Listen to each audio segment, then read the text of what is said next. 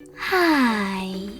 In front of me is an Android 13 and today I would like to show you where you can locate all text correction options.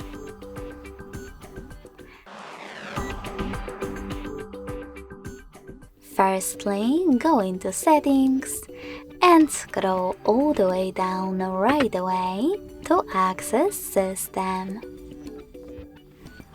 Now click on Keyboard, then On-Screen Keyboard and Gboard. Lastly, select Text Correction section. And as you can see, all typing options are available over here.